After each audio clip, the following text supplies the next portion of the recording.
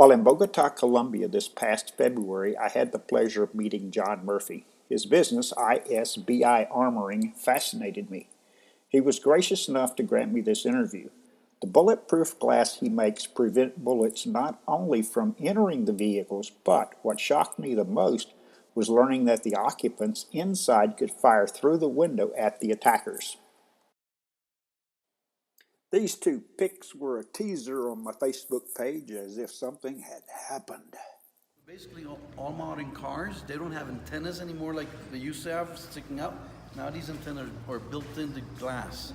So this is the rear window of a BMW, an X6. So it has an AM and FM antenna. So we have to build it. And even the Bluetooth of the remote controls work with the original window. Well, is this metal or a paint? Yes, it's silver paint. So we screen print it on, and then we burn it, and it gets vitrified within the glass. Ah, okay. And then afterwards we have to weld, solder the cables, and then you can plug them into the original sockets. Wow. So that has to all be done faithfully. Now, I think you were telling me earlier that when you put this glass on there, it's flat, and then the heat of the oven, Yeah, this is a steel mold that replicates the original curvature of the window. So when we put the glass on the mold, it's originally flat. But then once it's inside the oven and it heats up to 600 degrees centigrade, that takes like 4 hours to increase the temperature. Then we hold it for 10 minutes while the glass melts and takes the shape of the mold. Then we turn off the heating element and we let the glass cool for 4 or 5 hours, and then we take it out of the oven. If we take it out quickly, it will break, it will shatter. So we have to let it cool down slowly. is that the same reason that you heat it up slowly? Yes, and there's another faction that you have to slowly bend the glass so that it doesn't. It's perfectly pure, and you won't have refractions. We not only look for the ballistics, but also the optical quality of the window. The less distortion, the better. Now, on this, that's about the thickness of my thumb there. It's still a little warm, but what projectiles will that stop? Okay, this is part of a 3A glass. 3A is a high-speed 9mm. So to this glass, we have to add a polycarbonate. So basically, it has glass on the outside and polycarbonate on the inside, on the safe side. So what the glass does is it deforms the bullet when it's struck, and the polycarbonate stops it. Wow, that's fascinating. And then we have to do all the paints, so it looks original. So it looks like the original car glass. And this is the one you've already done? This is part. We still need to put the polycarbonate in this one. So you put the markings and the dots and the heating elements. Okay. So this would be like a rear window. This is the gate of a Suzuki, a Vitara. Well, I take it your customer's not in Colombia because you would not need a heater here. There's no snow here. But I do have a customer in Georgia, but the country, next to Russia. Right. And I have another customer in the Ukraine, and it gets pretty cold. Yeah. But down here in South America, there's no need for the heating elements. But we do need to put the antennas. Tell me about this car sitting over here. Okay, this is a Toyota. It's called a Fortuner. It's not found in the States. It's a car that they only sell in Asia, Africa, and South America. It's a brand new Fortuner. So basically, when we armor it, we have to strip it. We have to take out the seats, the seats, the rugs, absolutely everything, and then we start cutting the car up, and then we weld steel on the pillars. We have to disassemble. Over here you can see where they're starting to put the steel inside. Right below the white parts. Yeah, and then they beat it up, and then they weld it.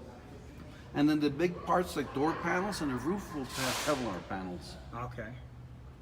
And then finally we replace the original glass with ballistic glass. This takes like 3 weeks to... You're kidding, just 3 weeks? Yep, 3 guys. And that is amazing.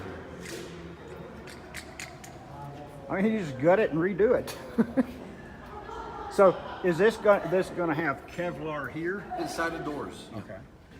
The advantage of Kevlar is it's very light. It's a lot lighter than steel. But for the pillars, it's better to use steel so that it gets reinforced. So if the car rolls over, if there's a bomb, it won't cave in.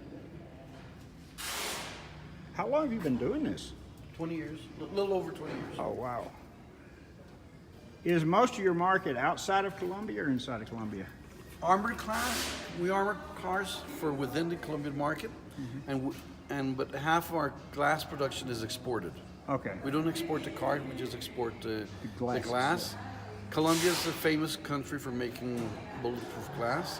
There are many armoring companies around the world, but not many countries manufacture armored glass.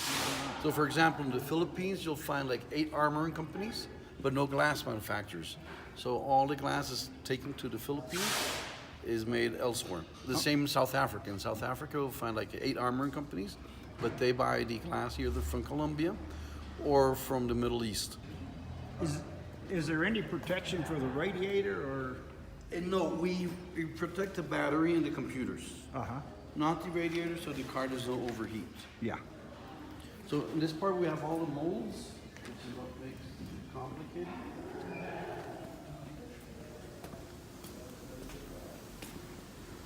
So each time there's a new car, we have to make a new mold for each door and each window. So this is for Toyota, this is for BMW X6. Over here is for the Suzuki Vitara. How do you make these molds? They, with a hammer, and they speed on it Really?